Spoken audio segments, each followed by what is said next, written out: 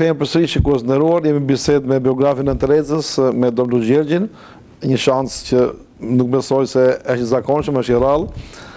Dom Luçi, mbas ndrimit të jetës të nën Terezës, si është qetësuria e misionit të saj dhe veçanërisht në trevat shqiptare? Qetësuria është mëse pozitive, sepse na Terezë vetë thoshte me leni të kthehem në shtëpinë e atit, se tashmë trupi im është i plakur dhe i molisur dhe nuk më shërben më, kur të kthehem të Zoti do t'ju ndihmoj prej andej. Është në rritje të vazhdueshme rregulli i saj misionare të dashurisë, por edhe rregull tjerë që ajo i ka themeluar. Në Shqipëri ka mëse 10 kuvende të misionarëve të dashurisë, i ka motrat në Shkupin e saj, ku është vendlindja, i ka edhe në Pej, ku ajo vetë ka dashur që të na lën një shenjë, një kujtim dhe një dëshirë që ajo të jetë e pranishme nëpërmes bijave shpirtërore. Prandaj rregulli i saj me një fjalë përparon, rritet, thellohet dhe ajo çka është më e rëndësishmja, e ruan shpirtin frymëzues që e kishte Nana Tereza. Çdo motër misionare e dashurisë është një lloj kopje apo imitimi i asaj çka ishte e madhja dhe e pavdekshmja Nana Tereza. Veprimtaria e nënës Terezë, Dom Luçi, i kalon për masat e katolicizmit. Atëherë, a i takon ajo gjithë botës? Ajo jetën dhe veprën e saj, si thash në fillim, e ka të orientuar kah Zoti dhe kah njeriu pa kurfar përjashtimi. Dhe është praktikisht shejtresha e parë e krishtërimit dhe njeriu i parë që e afron dhe e bashkon botën mbarë. Kjo ka ndodhur me rastin e varrimit apo selakimit të saj, kur ju bë ndërimi shtetëror, hinduistët, budistët, muslimanët, të krishterët, ateistët, erdhën për të ndëruar Nanën Terezë dhe për të përcjellur në pushimin e amshimër. Me 19 tetor të vitit 2003, e njëjta mrekulli u përsërit në përmasa botërore në Rom, kur jo vetëm sheshi Shëmpjetrit, por gjitha sheshet e Romës ishin të vogla për të marrë shtektarët që kishin ardhur nga mbar bota për të gëzuar me Nanën Terezë, me lumturimin e saj dhe për t'ju lutur asaj. E njëjta mrekulli do të përsëritet në përmasa ndoshta edhe më të mëdha, praktikisht organizatorët qysh Vatikani, Roma, por edhe Italia janë në përgatitje prej ditës së parë kur është dëgjuar se do të jetë shëjtrimi i saj, sepse Papa e paraqet atë si ikonën e mëshirës dhe dashurisë së Zotit. Pra, fatbarësi është për kishën katolike, por fatbarësi është edhe për gjithë shqiptarët, pa kurfar dallimi të përkatësive apo të bindjeve të tyre fetare, apo edhe ateiste, sepse në Nanën Terezë kemi çka të mësojmë, kemi çka të marrim dhe kemi çka të imitojmë. Dhe kjo edhe është fenomeni. Hera e parë në historinë e kishës katolike, por edhe më gjerë në historinë e njerëzimit, një figurë planetare, do të thoja që i ka të i kaluar gjithë kufit dhe botën e madhe e ka shndruar në një familje e cila mund të quhet figurativisht familja e Nanës Terezë. Cilat nga çmimet do të veçonit të Nën Terezës? Çmimet janë ndër më të lloj-llojshmet. India, praktikisht edhe çmimet e Nehrut, edhe çmimet e Gandhi, e çmimet tjera që tashmë i kishin pasivizuar, i riaktivizuan për t'ia dhënë Nanës Terezë. Çmimi i madh gjithsesi për botën është 10 dhjetori 1979, medalja e lirisë që ja dhanë Shtetet e Bashkuara të Amerikës. Rusia ja dha çmimin më të lartën që është çmimi i lirisë. E kështu me radhë, domethënë shtetet garonin që nëpërmes Nanës Terezë të bëjnë diçka. Dhe de facto ndodhi ajo që e pa të thënë John Shanes. Thotë, ne jemi shumë të falenderueshëm që Nana Tereza e pranoi shpërblimin Nobel, sepse ja kthei dinjitetin dhe ndodhi një gjë planetare, plebiscitare, nga mbar bota, njerëzit na përgëzuan dhe përuruan, së fundi shpërblimi Nobel është në duart ku duhet të jetë. Prandaj bota e tregoi nderimin, falënderimin dhe dashurinë ndaj Nanës Tereze. Për Nana Tereze ka merituar çdo lloj shpërblimi, edhe pse ajo thoshte shpërblimi i vetëm është që në botë të zotrojë, të rritet, të shtohet, të thëllohet sa më tepër dashuria. Ç'është shëntërimi dhe cilat persona e fitojnë këtë titull? Shëntrimi është një njohje e cila bëhet mas hulumtimeve të shtërholluara rreth 3 virtyteve: feja, shpresa dhe dashuria.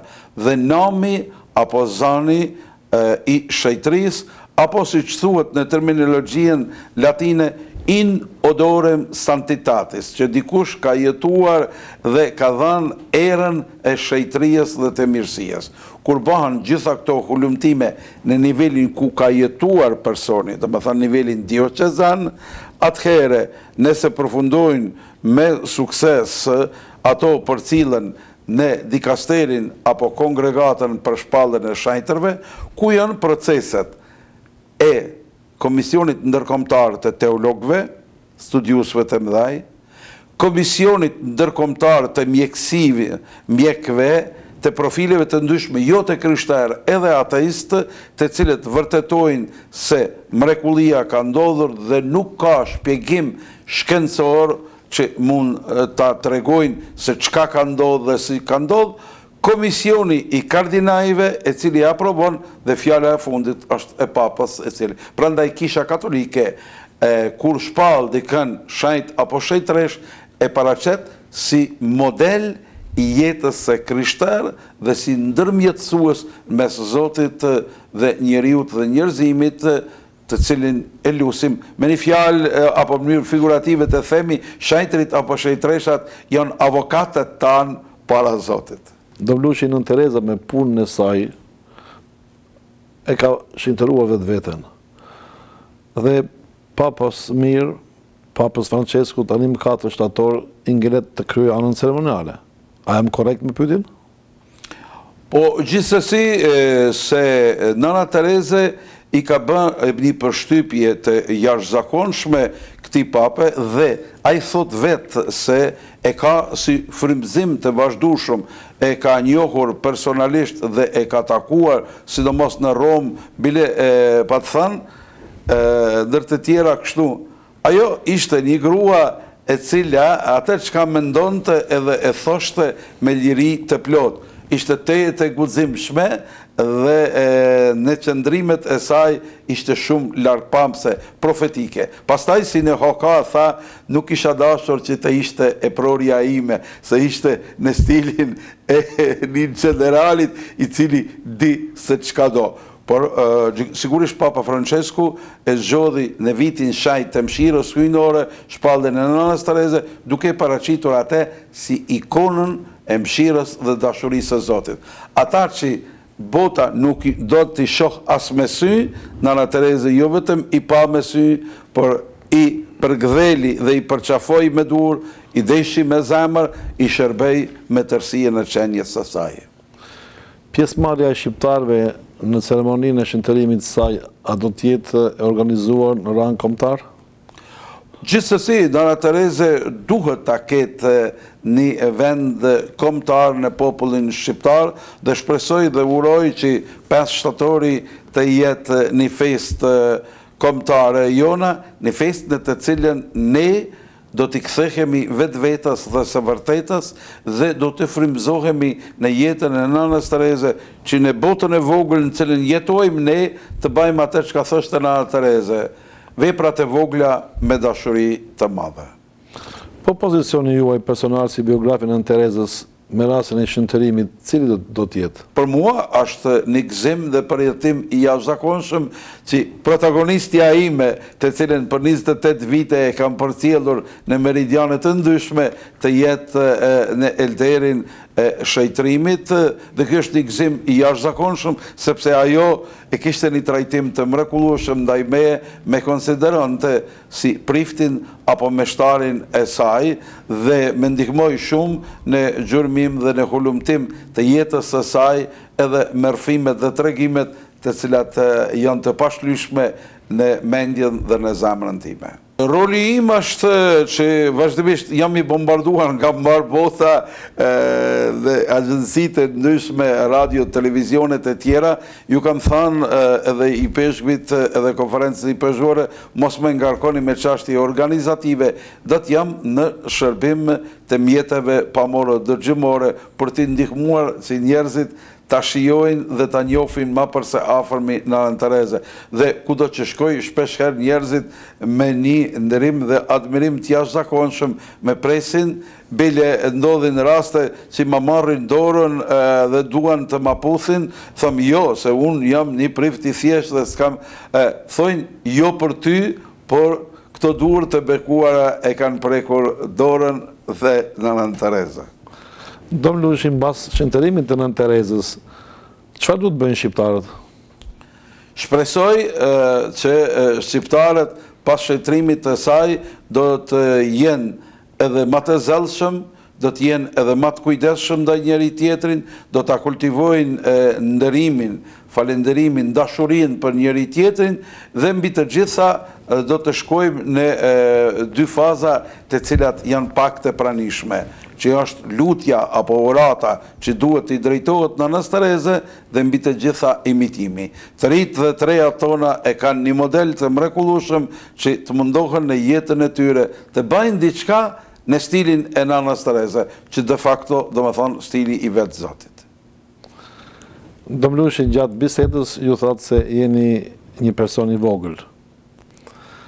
Në fakt nuk jeni i vogël, po jeni një flori me shumë vlerë për kombin shqiptar.